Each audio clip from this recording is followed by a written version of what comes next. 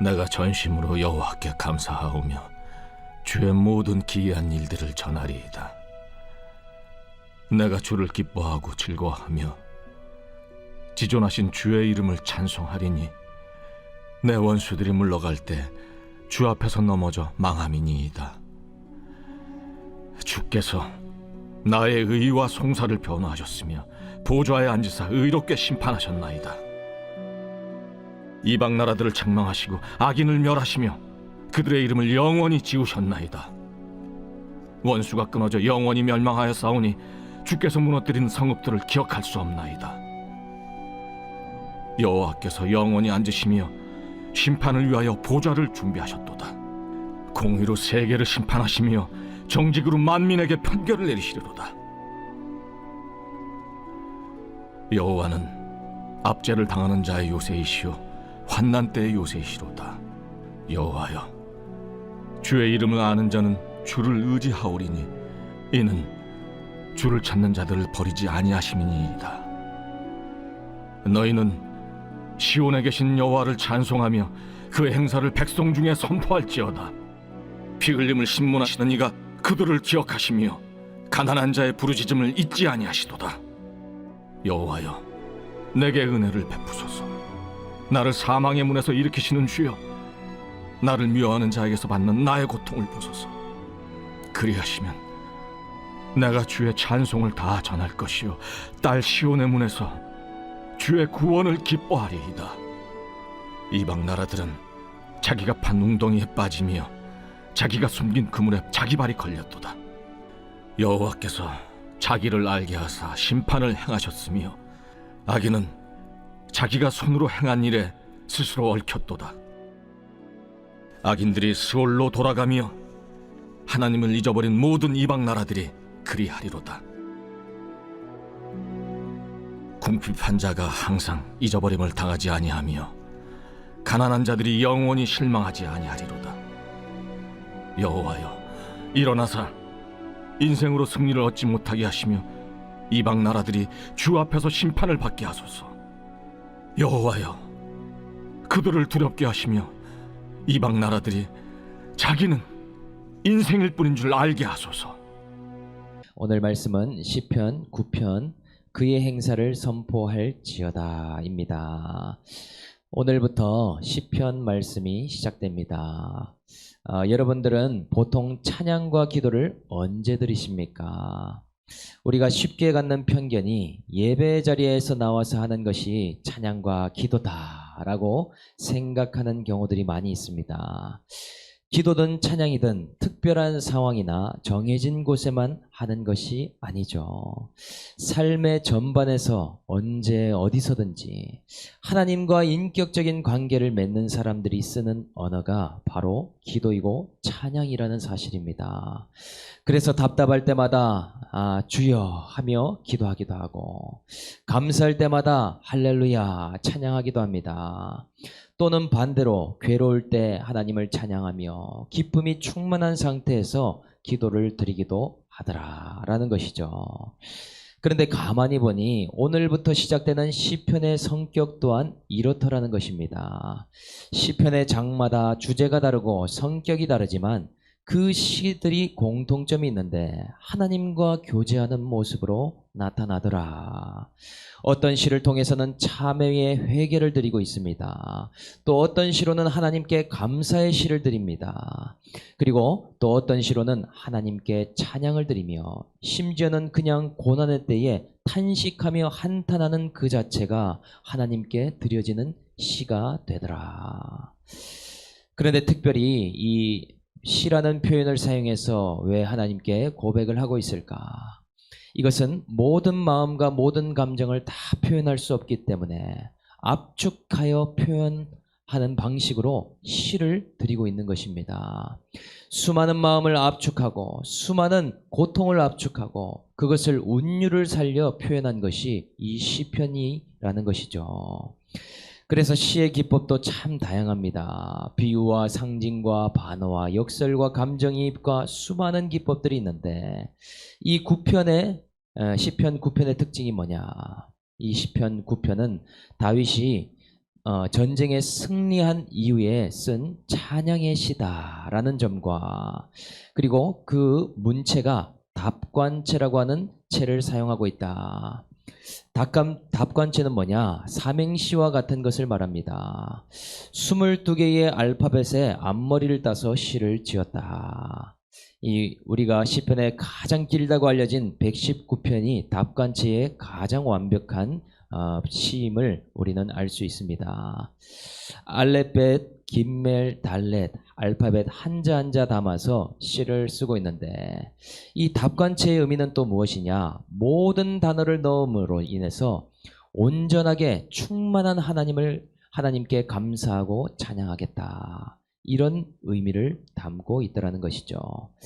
그래서 오늘 시편 9편은 크게 9가지의 덩어리로 이루어져 있습니다. 첫째는 시를 쓰게 된 이유이고, 두 번째부터 8번째까지는 찬양의 내용이며, 마지막 9번째는 결론을 말합니다.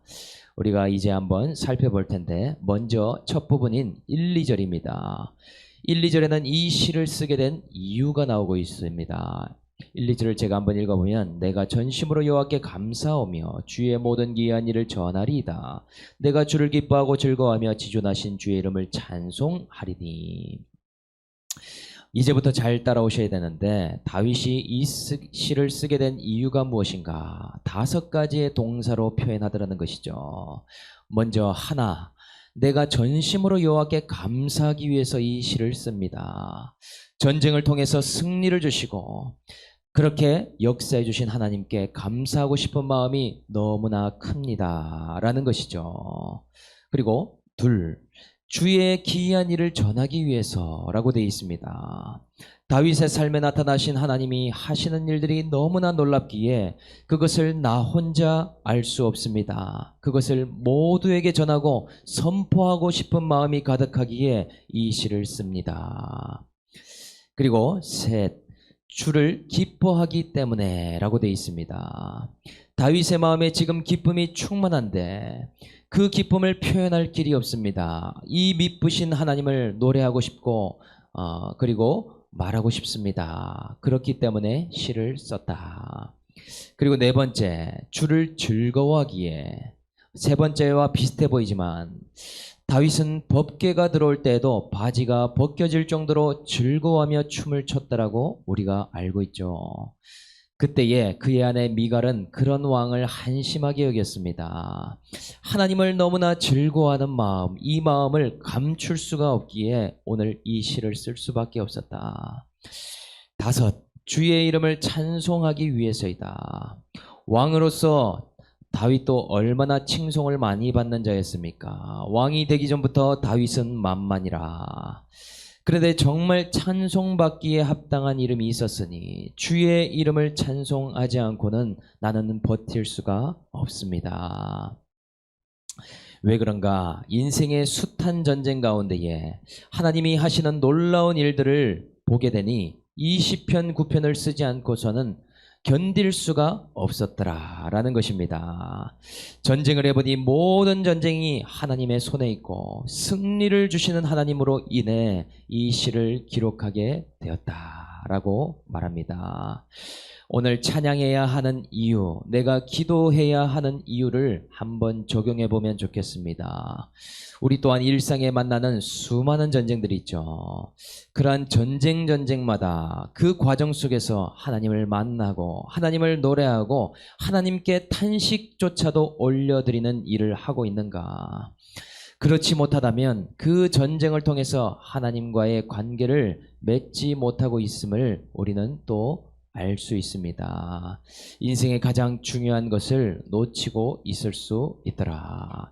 만일 오늘 하나님께 한 편의 시를 고백한다면 여러분은 이 5가지의 이유 중에서 어떤 이유 때문에 이 시를 쓸 수 있겠습니까? 오늘 그것이 무엇인지 한번 묵상해 보시면 좋겠습니다. 두 번째부터 8번째까지의 큰 덩어리 찬양의 내용이 나오고 있습니다. 자, 두 번째 3, 4절에 나오는데 변호하시는 하나님을 찬양하고 있더라. 3, 4절에 내 원수들이 물러갈 때에 주 앞에서 넘어져 망함이니이다. 주께서 나의 의와 송사를 변호하셨으며 보좌에 앉으사 의롭게 심판하셨나이다. 이제부터는 알맹이에 해당되는 내용입니다. 여기서 그 전쟁 가운데에 다윗이 보게 된 것은 무엇이냐? 적군들이 물러가게 하시고 넘어지게 되는 것을 보았는데 그것이 다윗 자신이 뛰어나서나 무기가 대단해서 그런 것이 아님을 발견하게 됩니다. 이 3, 4절의 특이한 표현이 모든 표현이 과거형으로 쓰였다라는 것을 알 수 있죠. 주께서 변호를 해주셨으며 의롭게 심판하셨나이다. 이것은 전쟁으로 인해서 체험되어진 결과를 말하고 있는 것입니다. 다윗이 전쟁에서 사방의 우겨쌈을 당하고 참소와 멸시를 당하는 가운데에 유일한 자신의 변호자가 있다는 것을 발견하게 되었다는 것이죠. 이스라엘의 변호자이자 다윗을 변호하시는 유일한 분, 그분이 하나님이시더라. 다윗이 보기에도 적군들이 훨씬 더 강해 보이고 이방 나라들이 훨씬 더 크고 의기양양해 보였는데 그 전쟁의 결과는 어떠한가? 정반대더라는 것입니다. 왜냐? 하나님께서 친히 나의 의를 주장해 주셨고 나의 송사를 변호해 주셨기 때문에 그래서 주님을 찬양할 수밖에 없다. 이 이야기를 하는 것이죠. 세 번째, 5, 6절에 다윗이 승리하시는 하나님을 찬양하고 있습니다. 5, 6절에 보니 이방 나라들을 책망하시고 악인을 멸하시며 그들의 이름을 영원히 지우셨나이다. 원수가 끊어져 영원히 멸망하여 싸우니 주께서 무너뜨린 성읍들을 기억할 수 없나이다. 다윗이 지금까지 한 전쟁의 수가 얼마나 많은지 모릅니다. 어느 정도냐? 다윗이 하나님께 성전을 짓겠다라고 이야기를 하니 너는 피를 많이 흘렸으니 너희 아들 솔로몬이 성전을 짓게 하겠다 말씀하시죠. 그 정도로 구약의 전쟁을 가장 많이 한 사람이 다윗입니다. 다윗이 그렇게 수많은 전쟁을 하면서 발견한 것이 한 가지 있다라고 하죠. 이방 나라를 책망하시고 그들의 나라를 무너뜨리시는 일을 하시는 분이 있더라. 수없이 성읍을 무너뜨리셨는데 그것이 얼마나 되는지 기억이 나지 않을 정도로 많다라고 합니다. 그렇게 부강한 강대국들이 무너지는데 역사 속에 한 줌의 모래와 같이 잊혀지게 되더라. 이스라엘을 대항하는 자들에게 그런 일을 행하시는 다윗의 든든한 백이 누구였느냐? 바로 하나님이셨다. 이 이야기를 찬양의 내용으로 담아서 고백하고 있다라는 것입니다. 그 다음 네 번째를 보겠습니다. 7절, 8절은 왕이신 하나님을 찬양하고 있더라. 7, 8절에 보니 여호와께서 영원히 앉으심이며 심판을 위하여 보좌를 준비하셨도다. 공의로 세계를 심판하시며 정직으로 만민에게 판결을 내리시리로다. 다윗은 자신조차도 왕이지 않았습니까? 이스라엘의 나라가 부강해지고 다윗이 자신이 앉아있는 왕자가 얼마나 대단한지 본인도 잘 알고 있습니다. 그런데 그 왕자보다도 더 큰 왕자가 있으니 그것은 바로 하나님의 보좌이더라. 하나님께서 보좌를 준비하셨다는 것은 그냥 대단한 의자나 멋진 의자 하나를 준비했다는 것이 아닙니다. 눈을 들어보니 왕 중의 왕이요 만왕의 왕 만주의 주가 바로 하나님이신데 그 권세가 말로 형용할 수가 없더라. 블레셋처럼 기골이 장대한 민족이 세계를 다스리는 것 같았지만 그것이 아님을 다윗이 알게 되었습니다. 그 하나님이 보좌에 앉으셔서 온 세계를 다스리시고 많은 나라들을 치리하시는 분이심을 깨달았다라는 것이죠.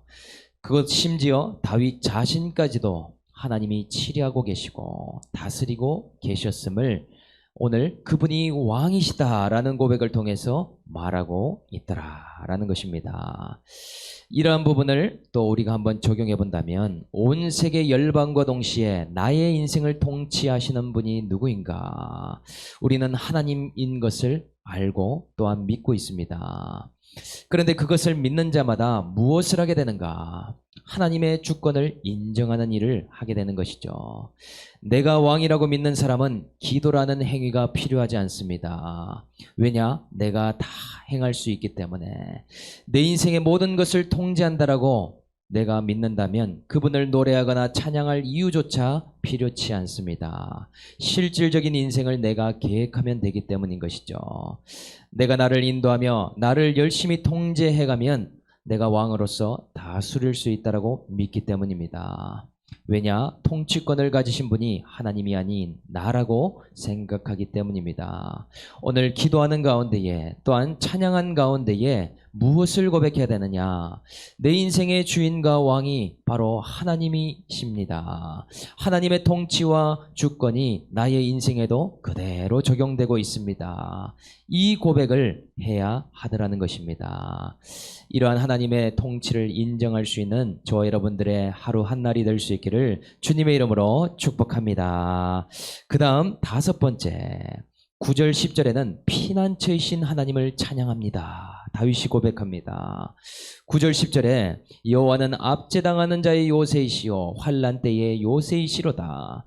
여호와여 주의 이름을 아는 자는 주를 의지하노니 이는 주를 찾는 자들을 버리지 아니하심이니이다. 다윗은 인생에서 꽤 많은 시간들을 도망자의 인생으로 살아갔습니다. 사울에게 쫓겨다니면서 13년이라는 시간을 도망치며 살아왔죠. 왕이 되기 전에도 그런 일들이 많았고 왕이 되고 나서도 그런 일들이 끊임없이 기다리고 있었습니다. 다윗은 그렇게 고난과 환난을 당하다 보니 솔로몬보다도 훨씬 더 빨리 깨달은 것이 있었습니다. 그것이 뭐냐? 이 땅에는 안식이 없구나. 광야로 피해보아도 동굴로 도망쳐보아도 참된 쉼이 없구나. 다윗이 그래서 시편에서 그런 이야기를 많이 하죠. 주님은 나의 요새시요 나의 피난처가 되시며 나의 방패시요 나의 산성이시라. 이런 말을 많이 하는 이유가 무엇입니까? 수많은 곳곳마다 다 피해보아도 안심이 되지 않았는데 주님께 피하니 안심이 되더라. 주님께만 숨으니 그분이 나의 도피성이 되신다라는 사실을 그 환난 중에 배우게 되었다라는 것입니다. 사람을 죽이거나 또는 죽임을 당하는 그런 전쟁에서 하나님께 피하는 법을 배우게 된 다윗이 하는 고백. 오늘 환난 날에 나의 요새 되신 하나님을 찬양하고 노래하고 있음을 보게 됩니다. 그래서 우리도 오늘 이 말씀을 붙잡고 살아가는 행위가 하나님께 피하겠다라는 고백이 되게 됩니다. 왜냐? 이 땅에는 안식도 평강도 쉼도 없기 때문이죠. 솔로몬과 같은 과정을 꼭 다 겪고 알 필요가 없더라라는 사실입니다.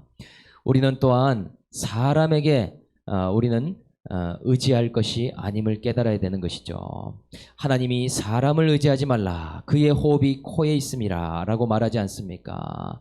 우리는 속지 않아야 되는 것이 사람에게는 의리와 신실함이 없음을 알아야 됩니다. 결코 사람이 기댈 수 있는 대상이 되거나 의지하거나 피할 수 있는 대상이 아니더라는 것이죠. 그래서 예수님께서도 또한 스스로 그 누구에게도 머리를 의탁치 않으셨는데 그 이유가 무엇이었냐? 친히 그 사람의 속에 있는 것을 아셨기 때문이라고 합니다. 다윗이 그러하였고 예수님이 그러했듯이 우리는 피할 수 있는 유일한 대상이 누구인가? 사람도 아니고 환경도 아니라 오직 하나님을 의지하고 붙드는 것, 하나님께 피하는 것, 그것을 발견할 수 있는 오늘 저와 여러분들이 될 수 있기를 주님의 이름으로 축복합니다. 그 다음은 6번째로 11절 12절 기억하시는 하나님을 찬양하고 있더라. 11절 12절 보니 너희는 시온에 계신 여호와를 찬송하며 그의 행사를 백성 중에 선포할지어다. 피 흘림을 신문하시는 이가 그들을 기억하시며 가난한 자의 부르짖음을 잊지 아니하시도다. 다윗이 하나님을 알아가면서 놀라운 부분 한 가지를 또한 깨닫게 됩니다. 그 하나님이 다윗 자신의 이름을 부르시고 끊임없이 자신을 기억하시는 분이심을 발견하게 되었다라는 것이죠. 인생의 환난 가운데 부르짖었던 시간도 잊지 않으셨고 가난한 가운데에 탄식하는 눈물도 하나님이 잊지 않으셨으며 그 모든 시간을 하나님이 기억하고 계시더라라는 사실입니다. 이것이 또한 다윗만의 이야기가 아닙니다. 오늘 우리에게도 성령을 통해서 하나님의 마음이 부어지게 되는데 우리의 이름을 부르시는 것을 우리는 듣게 되게 됩니다. 하나님을 떠나면 가장 가난하고 가장 압제당하는 사람들이 우리들이지 않습니까? 그런데 하나님이 우리의 목소리를 아시고 우리의 이름을 기억하신다면 그 얼마나 놀라운 일이겠습니까? 왜입니까? 우리를 창조하시고 우리를 이 땅에 보내신 분이 하나님 그분이시기 때문에 그렇습니다. 구원을 창세전부터 계획하셨고 우리를 자녀 삼기를 원하셨으며 이 땅의 부모가 나를 사랑치 않았고 돌보지 않았어도 하나님은 영원히 우리를 잊지 않고 버리시지 않겠다 약속하시는 분이 바로 영의 아버지 우리의 하나님이 되시더라라는 것입니다. 오늘 나의 앉고 일어섬도 알고 계십니다. 나의 눈물과 탄식도 보고 계십니다. 나의 고통 모두의 시간들을 하나님이 잊지 않고 기억하고 계시더라. 오늘 그 좋은 하나님을 우리 모두가 만날 수 있기를 주님의 이름으로 다시 한 번 더 축복합니다. 그 다음 7번째로 13, 14절에 은혜를 베푸시는 하나님을 찬양합니다. 13, 14절 여호와여 내게 은혜를 베푸소서 나를 사망의 문에서 일으키시는 주여 나를 미워하는 자에게서 받는 나의 고통을 보소서 그리하시면 내가 주의 찬송을 다 전할 것이요 딸 시온의 문에서 주의 구원을 기뻐하리이다. 다윗이 인생의 시간들을 통과하면서 꼭 필요한 한 가지가 무엇인지를 발견하게 되었습니다. 그것은 전쟁에 필요한 많은 말과 병거도 아니었고 또한 나를 지켜줄 많은 동맹국의 수도 아니었습니다. 그것은 눈에 보이는 어떠한 것들이 아니라 하나님께로부터 주어지는 은혜였다라는 것을 알게 되었다는 것이죠. 오늘도 보면 다윗이 내게 은혜를 베푸소서 이렇게 고백하고 있습니다. 하나님이 주시는 은혜로 인해서 다윗은 사망의 문에서도 일으켜 세움을 받을 수 있었고 수많은 전쟁에서도 일어날 수 있었으며 모든 고통에서 자신을 살아나게 만드는 힘과 능력이 되었다라는 것을 오늘 고백하고 있습니다. 오늘 우리에게 고통의 문제가 있을 때 그럴 때 우리는 어떻게 해야 되는가? 하나님의 은혜를 구하는 일을 해야 됩니다. 은혜는 우리의 행위에서 나는 것이 아니라 믿음으로 주어지는 선물이다라는 사실이죠. 모든 행위보다 말씀 듣는 것이 먼저인 이유가 무엇인가? 말씀 듣는 것만으로도 은혜가 주어지는 통로가 이미 열리게 되기 때문입니다. 내 열심과 내 계획, 내 노력으로 받는 것은 대가일 뿐인데 오늘 이 말씀으로 하나님의 사랑을 느끼고 하나님의 마음을 깨닫는 그 순간 그때부터 바로 은혜가 주어지게 되기 때문입니다. 오늘도 나는 고통이 있고 슬픔이 많은 인생이지만 은혜를 받게 될 때 그 모든 시간을 평강 가운데에 통과하게 될 수 있는 것입니다. 오늘 이 말씀으로 한 가지의 은혜를 받게 되는 저와 여러분들 되기를 주 예수의 이름으로 축복합니다. 그 다음 8번째 거의 다 와갑니다. 15절부터 17절 공의의 하나님을 찬양하고 있더라. 마지막 찬양은 3절을 기록하고 있습니다. 15절부터 17절에 보니 이방 나라들은 자기가 판 웅덩이에 빠지며 자기가 숨긴 그물에 자기 발이 걸렸도다. 여호와께서 자기를 알게 하사 심판을 행하셨으며 악인은 자기 손으로 행한 일을 스스로 얽혔도다. 악인들이 수월로 돌아가며 하나님을 잊어버린 모든 이방 나라들이 그리하리로다. 다윗이 오늘 이 3절에서 또한 고백하고 있습니다. 이방 나라들이 올무에 걸리고 심판을 당하는 것을 보는데 그 이유가 무엇인지 깨닫게 되었다라고 고백하고 있습니다. 그것은 하나님을 모르는 것으로 이 모든 일이 오게 되더라. 여기에도 욕심대로 웅덩이를 팠는데 그 웅덩이에 빠지게 되고 또 자기가 그물을 숨겨놓았는데 그 그물에 자기 발이 걸리게 되었고 그것을 통해서 하나님이 살아계신 것을 알게 하신다라는 표현을 하고 있죠. 이 부분이 바로 솔로몬 인생과도 비슷한 것을 말하고 있습니다. 솔로몬은 처음에 하나님을 아는 듯 했지만 권세가 주어지자 점점 모르는 모양으로 살아갔죠.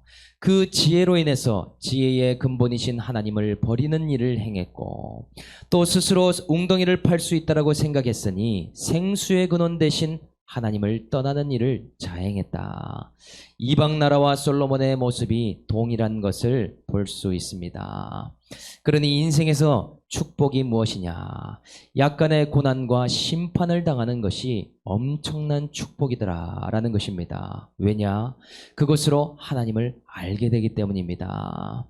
내 지혜와 나의 능력으로 살다가 올무에 걸리는 일이 오게 되는데, 하나님을 떠나 살다가 웅덩이에 빠지는 그러한 사건들이 찾아오게 되는데, 그 일은 나를 미워하고 나를 저주하기 위해서 오는 것이 아니라 하나님께 돌아오게 하는 일이 되고 하나님을 인격적으로 알게 되는 사건이 되더라.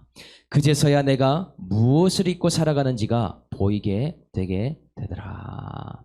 그래서 오늘 한 가지 고난 가운데에 하나님을 알아가야 된다. 이 이야기를 다윗이 하고 있습니다. 그래서 이어서 마지막 9번째 결론입니다. 마지막 결론은 하나님은 결국 나를 실망시키지 않는 분이시더라. 18절과 20절을 한번 읽어보면, 궁핍한 자가 항상 잊어버림을 당하지 아니하며 가난한 자들이 영원히 실망하지 아니하리로다. 여호와여 그들을 두렵게 하시며 이방 나라들이 자기는 인생인 뿐인 줄을 알게 하소서. 이 시편 9편의 기자가 다윗인데 자신을 궁핍한 자라고 말하고 있습니다.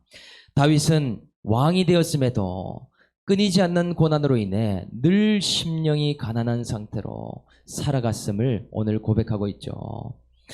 그런데도 그 가운데에 자기를 모른다 하지 않으시고 하나님이 시건치 않으시며 실망시키지 않는 분이심을 인생을 통해 확신하게 되었다라고 말하고 있습니다. 이 하나님을 솔로몬은 모르고 살아왔다라는 것이죠.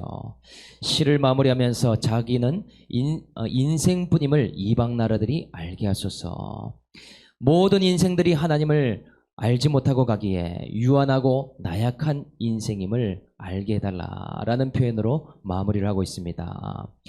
우리도 하나님을 알면 내가 얼마나 한계가 많은 인생임을 알게 됩니다.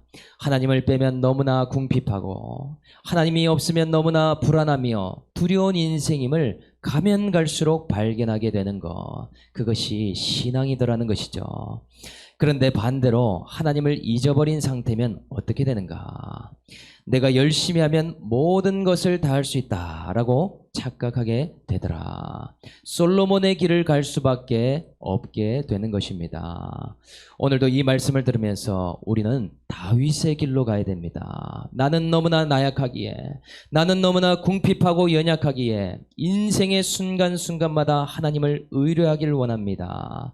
오늘도 고통의 문제에 하나님께 피하기를 원합니다.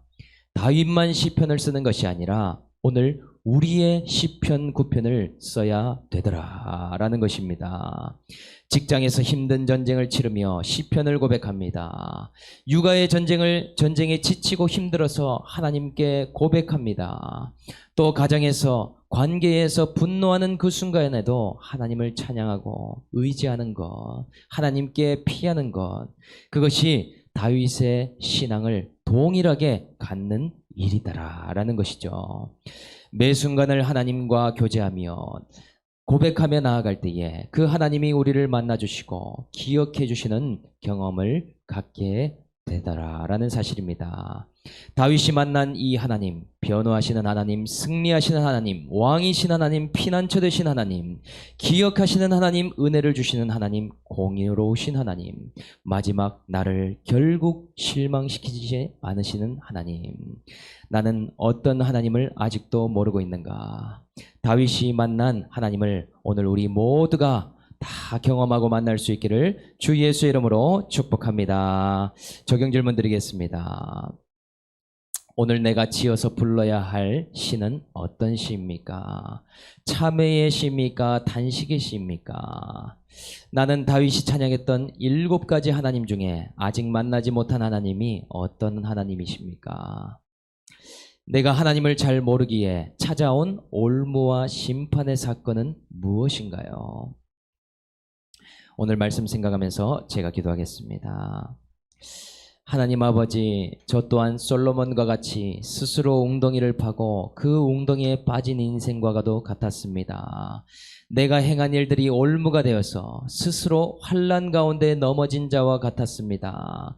그런데 그러한 심판 같은 사건을 통해서 하나님을 알게 해주셨고 인생의 순간순간마다 하나님을 기억하고 인정하라고 말씀해 주셨습니다. 다윗이 만났던 변호하시는 하나님, 승리케 하시는 하나님, 왕이시며 피난처 되시고 기억해 주시며 은혜를 주시는 그 하나님, 결국에는 나를 실망시키지 않으시는 그 하나님, 우리 모두가 경험하고 만나고 그 하나님께 피할 수 있는 저희 세계비전교회 성도님들 모두가 될 수 있도록 은혜를 내려 주시옵소서. 하나님, 오늘도 하나님이 어떤 일을 주셔도 그 일이 최선이기에 결국에는 실망시키지 않는 하나님이심을 우리가 깨닫기를 원합니다. 지금 당장 눈앞에 보이는 것으로 판단치 않게 하시고 하나님의 마음과 뜻을 말씀을 통해 발견하고 은혜를 부음받는 하루 한날이 될 수 있도록 역사하여 주시옵소서. 감사를 드리며 우리를 구원하신 예수님의 이름으로 기도드립니다. 아멘.